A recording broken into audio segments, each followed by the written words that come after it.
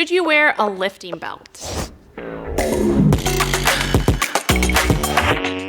you want to look good naked? So when it comes to lifting belts, I used to always be in the mindset that you should only use a lifting belt when things start to get really heavy or if you're more of an advanced lifter.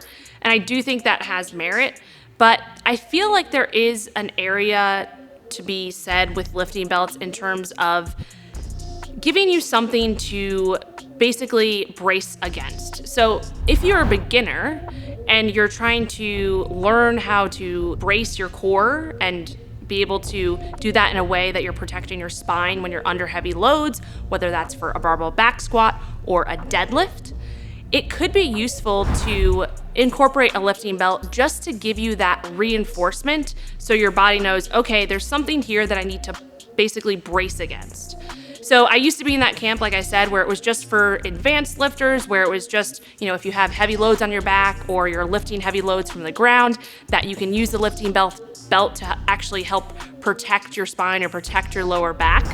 But really, that lifting belt, no matter what you're using it for, is actually just there to be a reinforcement mechanism to allow you to have something or have your nervous system realize like, okay, there's something there and I need to push against this or brace against this, and that will help you to create what we call intra-abdominal pressure within your abdomen.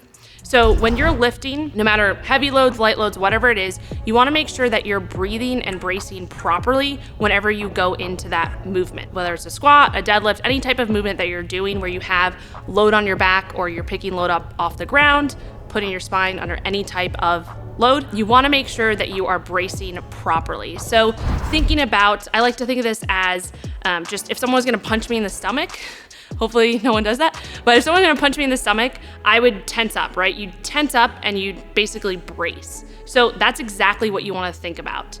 Another way to think about this is the Valsalva maneuver, which is just the mechanism of creating that intra-abdominal pressure, sort of like the punching yourself in the stomach, or not punching yourself in the stomach, but someone punching you in the stomach. Basically what you do is just take a deep belly breath. I like to do this through my nose versus my mouth, because when I do it through my mouth, it actually tends to kind of hyperextend my spine a little bit, versus if I do it through my nose and take a big nasal breath, I'm not like feeling like I need to hyperextend. And you don't really want to necessarily want to be hyperextending at all, especially with load on your back. So think about that nasal breath deep into your belly. And then instead of letting it out, think about pushing down and keeping that breath within you. Another analogy is the water bottle analogy. So this is another way to kind of explain it. If you have a water bottle that's empty and you don't have any top on it, you can literally take that water bottle and crush it. So think of that as your spine. If you put a heavy barbell on your back and you have no pressure within your abdomen and you're not bracing at all, you put that load on your back and you go to squat down, you literally just falling or crushing your spine. Not necessarily, but you get the idea.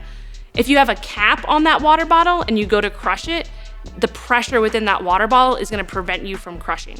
So think of that as the intra-abdominal pressure that you built up within your abdomen when you have that heavy barbell on your back and you're going into that squat.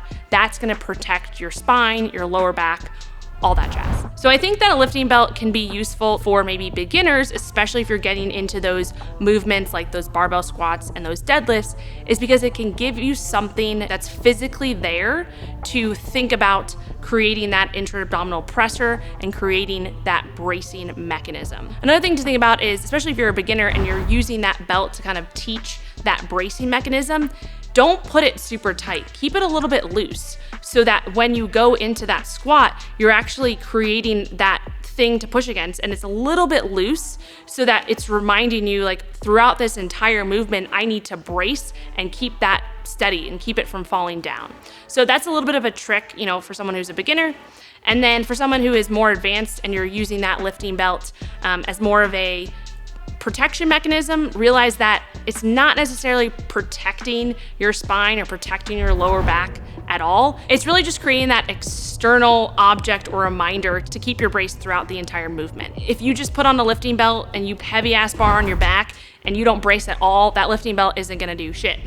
You need to make sure that you're bracing properly and using it for what it's supposed to be used for. So another question that you might be thinking is, what if I'm doing exercises that are on machines? So leg press, where I'm loading up super heavy, or I'm doing a hack squat or something with the Smith machine. Should you be using a lifting belt on machines?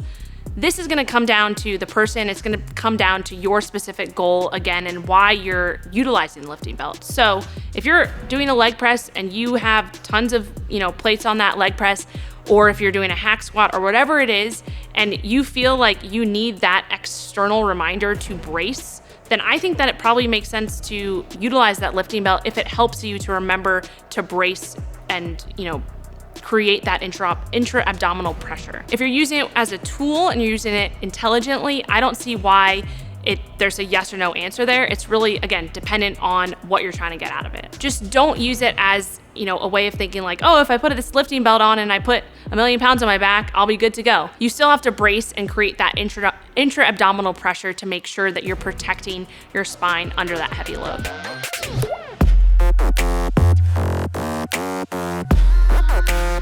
Women, we believe